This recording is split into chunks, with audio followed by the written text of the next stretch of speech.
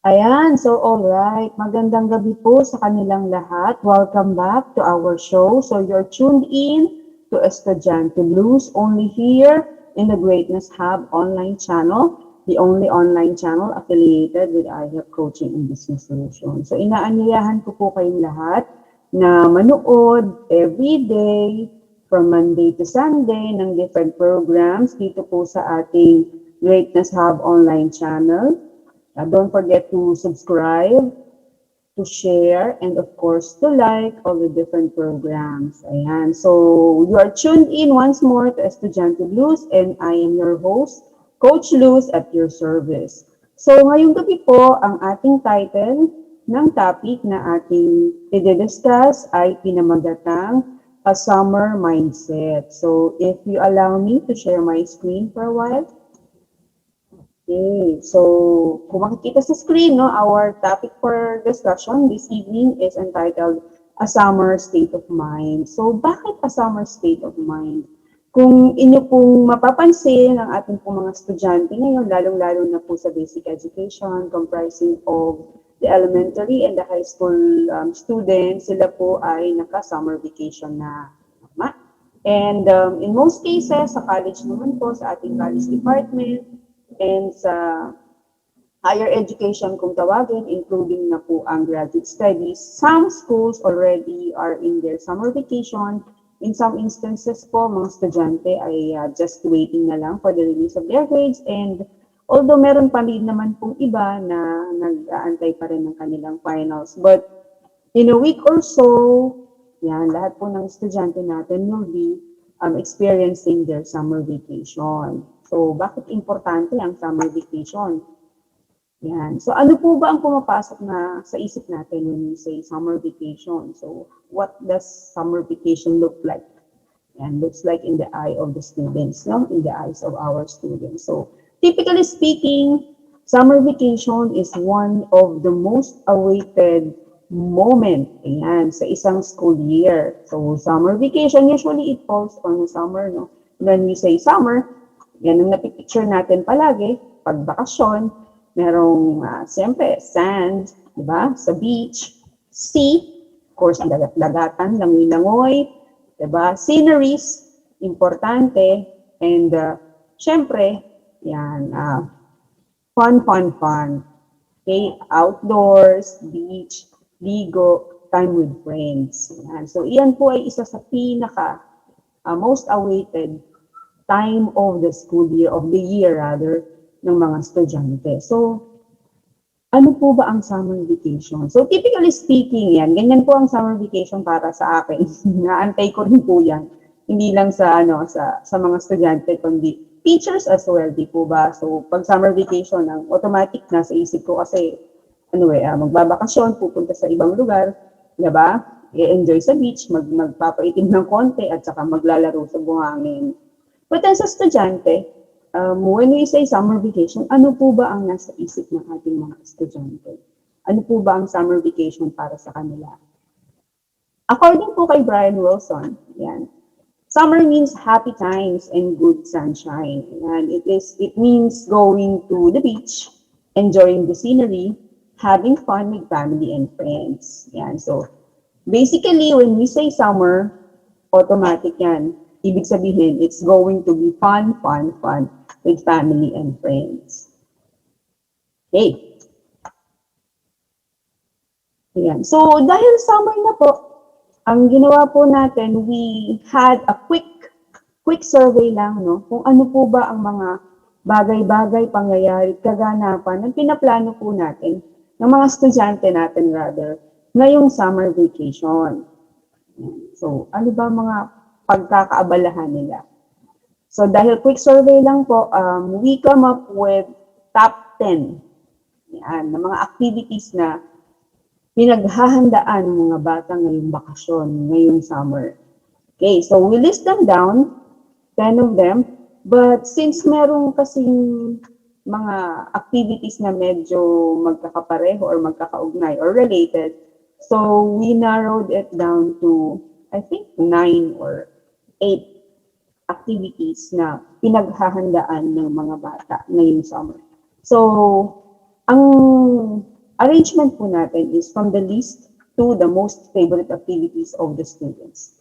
So, isa po sa mga gustong gawin ng mga bata ngayong summer or during the summer vacation is to do upskilling. Ano po ba yung upskilling?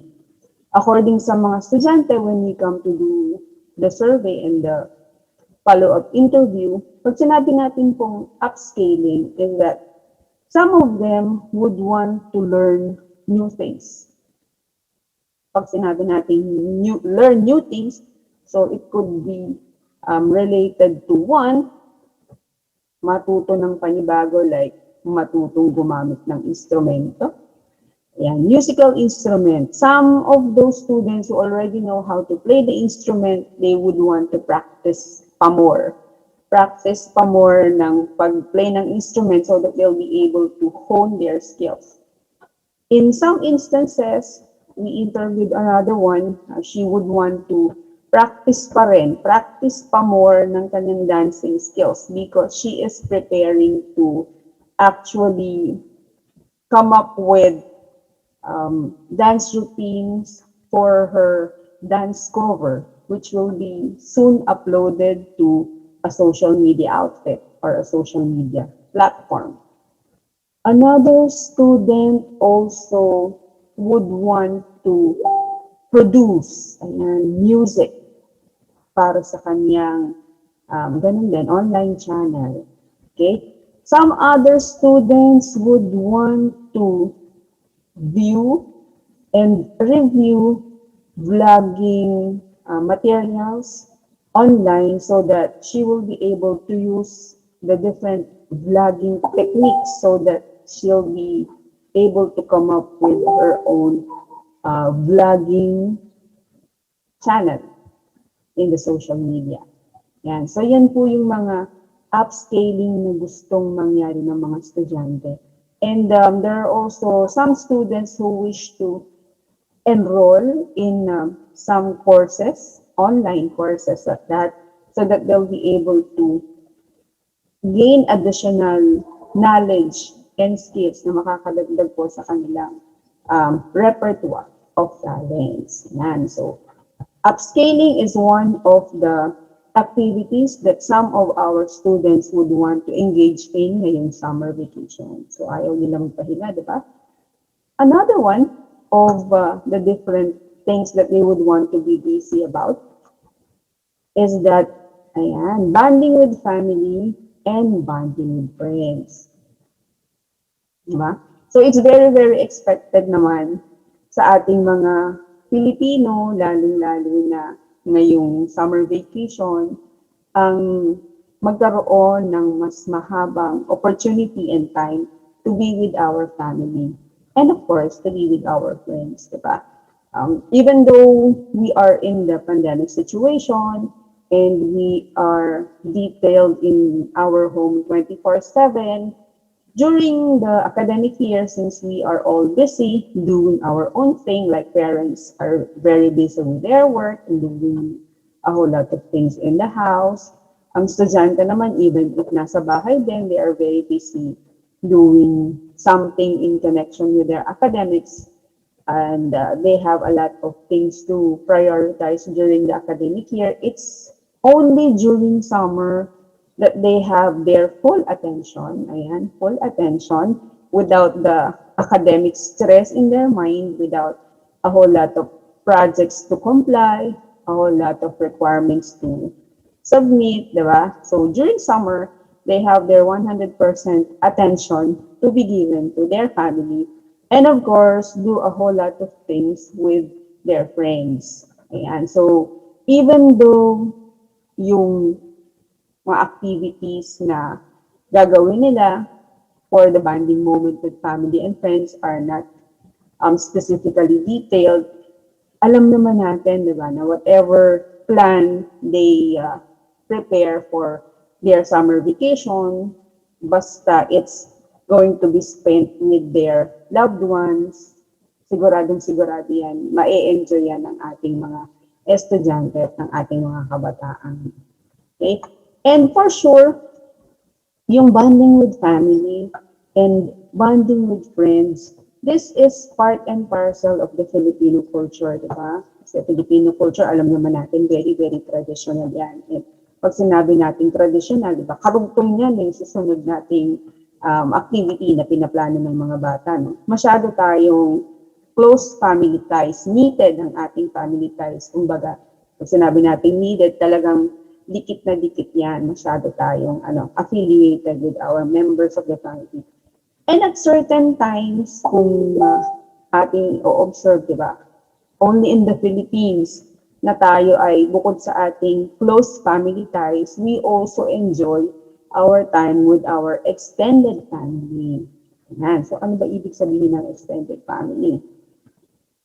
Sabi natin dyan, susunod na activity ng mga bata is summer road trip. Ayan. So, ano ba yung summer road trip?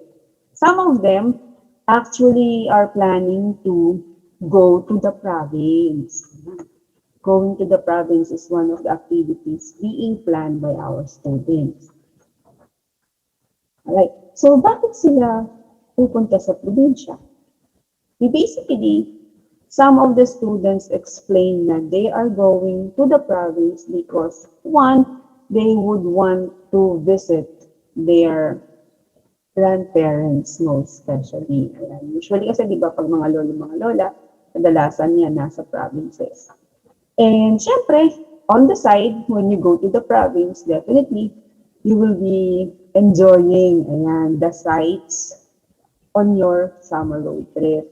Sabihin, yung scenario, di ba, nang lalaanan mo, yan, that's something new na we could always be thankful for and appreciate, di ba, on our way to our destination. And sabi ko nga kanina, when we talk about Filipinos and Filipino culture, we are very, very close to our relatives, diba? And part of our culture, kasama na doon yung ating annual, regular, ayan, meeting with the different family members. Usually, we spend time at least once or twice in a year, most especially during special occasions, to have a family reunion so that each and every family members would get to know each other and do some family bonding activities. And part of that special occasion included ang ating tinatawag na summer vacation. Kasi during summer vacation, syempre, majority of the students are actually free from academic constraints. They have a whole lot of time in their hands na libre. And sometimes parents do take the opportunity to be with their kids and they spend their summer vacation elsewhere outside of the regular house routines, and more often than not, they would go to their provinces to spend time with the other members of their extended family. Okay. Ayan. So next in line, one of the reasons wherein students would be spending their summer vacation and that they would want actually to watch. Binge watch is the term. Yan. Movies on Netflix. O, diba? Ako din. Favorite ko din yan. Manood ng Netflix. And mind you, Netflix has never been so popular ever before this pandemic situation, di ba? Kasi during the normal situation, we have a lot of movie sources and we could actually go to movie houses, di ba? But then when pandemic hits the entire populace, we were restricted in the four corners of our home and we 24/7 yun how and we are limited to the different resources we can find inside our very home. Netflix actually is one of the many sources that we have turned into to actually find something to do in our 24/7. And dito ko nga natutunan yung tinatawag na, ayan, binge watching. Ibig sabihin, natatapos natin yung isang season ng one sitting, puyatan, walang tigil. And even if every now and then, students are actually watching movies and teleseries in Netflix, they still can't get enough of the different shows being afforded to us by Netflix.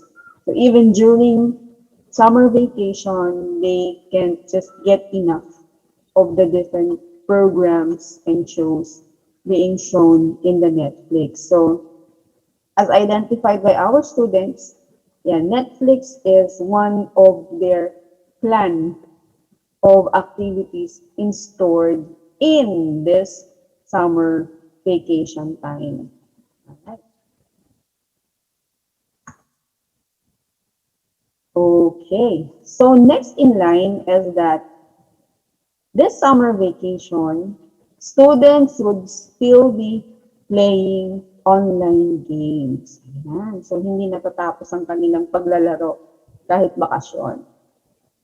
Okay, so online games is actually part of their system, so it seems, diba? So, they've been doing or playing online games for like forever.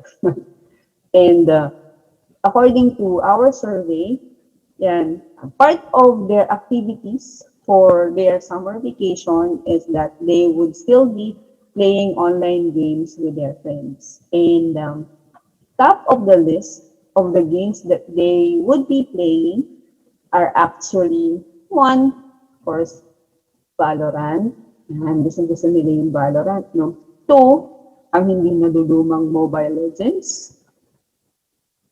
And three, COD. And four, what na yung number four?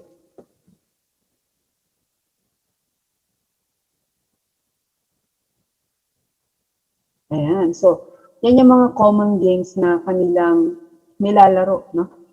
Every single day. And actually, yan, online games is one of those activities that makes our students yan, be more engaged with their friends and people playing with them because they tend to play in groups, diba? And they tend to compete with other groups even if they are not that much affiliated with. So, nakikipaglaro sila, nakikipag-compete sila sa ibang tao kahit hindi nila kilala. But then, with these online games, they become more engaged with the activities na nilalaro nila. Yan. So, hanggang bakasyon, still, maglalaro pa rin sila ng online games because they just can't have enough of the different games available. Now, lalo na ngayon,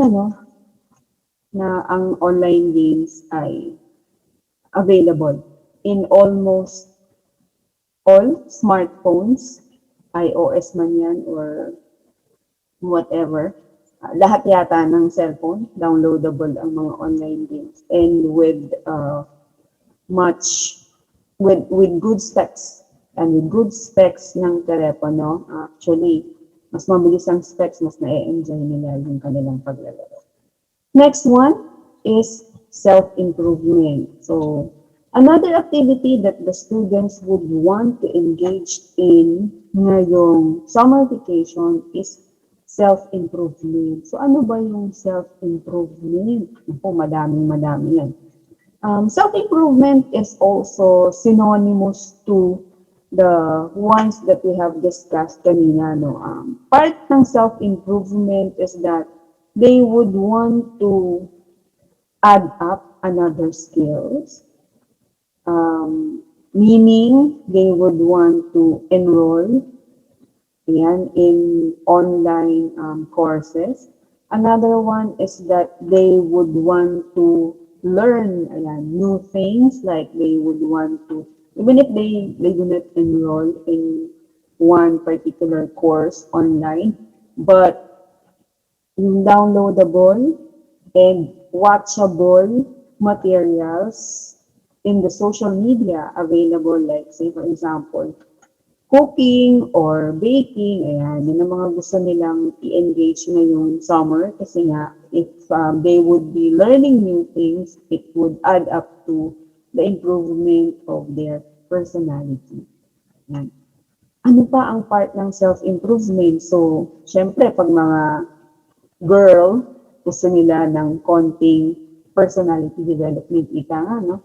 So, pag aayos ng buhok, ayan, pag may makeup, yung mga magic transformation dyan, gusto nila yan. And on top of that, learning new things which they could actually use in their day-to-day activities, no? Yung pag-glam up, ayan, yung pagpapakikay, ika nga, magagamit nila yan sa pang-araw-araw nilang aktibidades.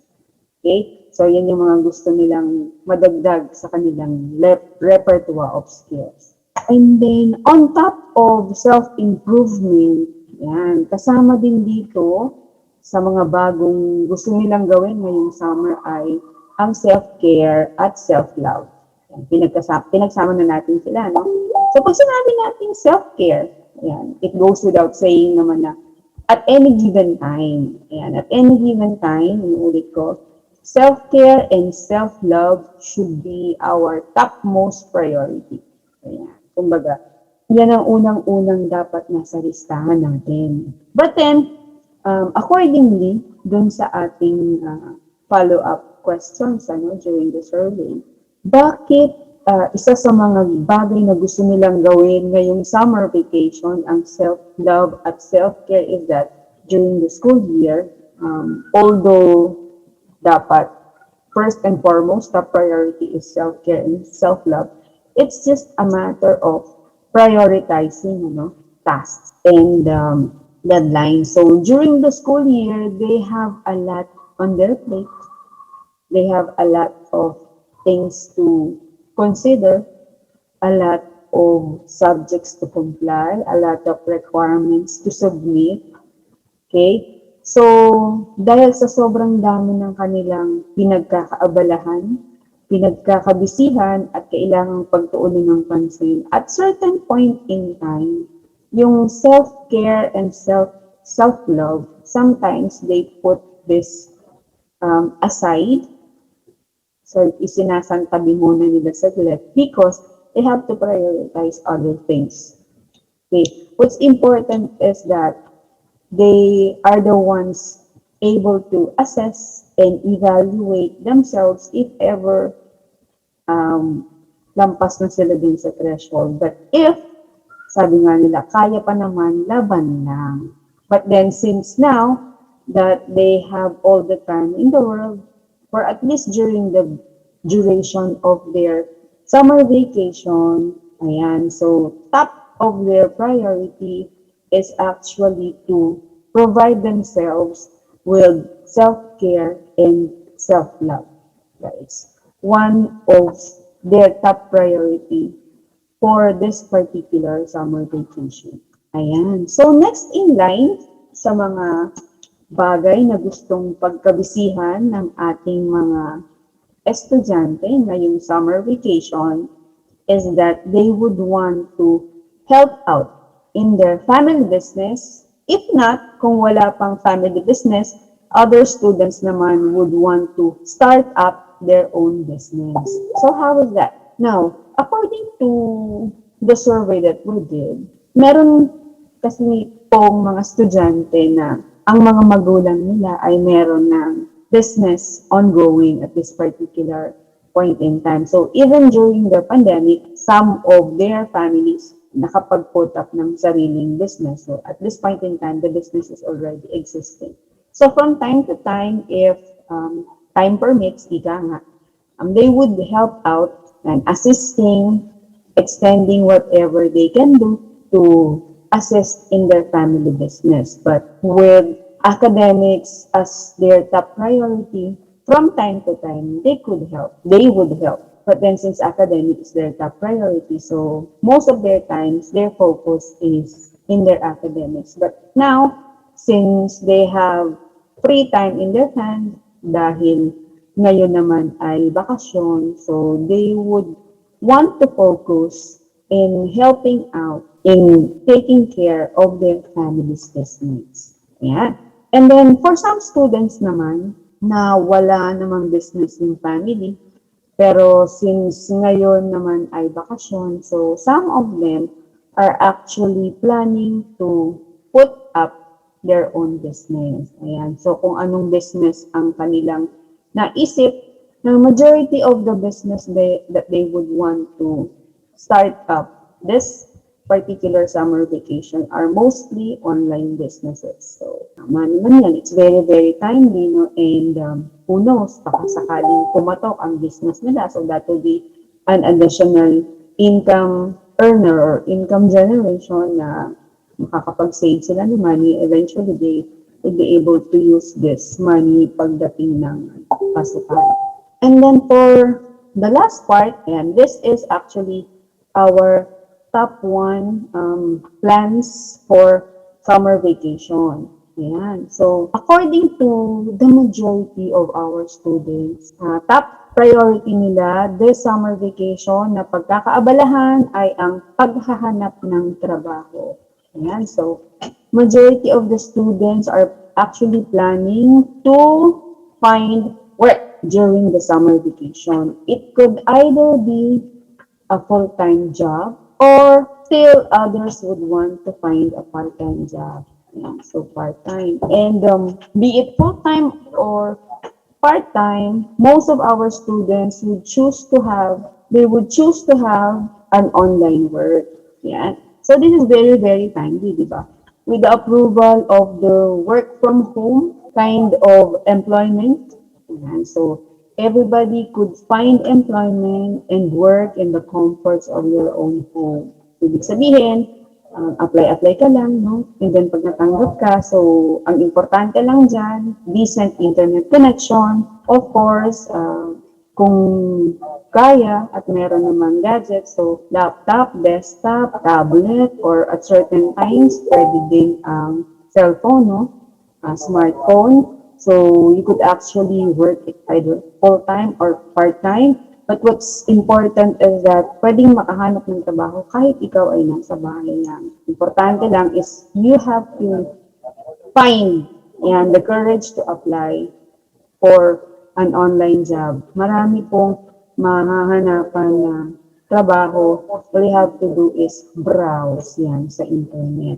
But please take into consideration, syempre, titingnan din natin kung yung company na a-applyan nyo ay legit or not. So, marami naman pong guide na makukuha sa internet for us to know whether or not the company that we're applying for are actually legit companies. No? Yung mag-a-apply ka, syempre sasahuran ka kasi pag hindi legit, that at the end of the day, wala kang makukuhang sahod. So, please be wary of that.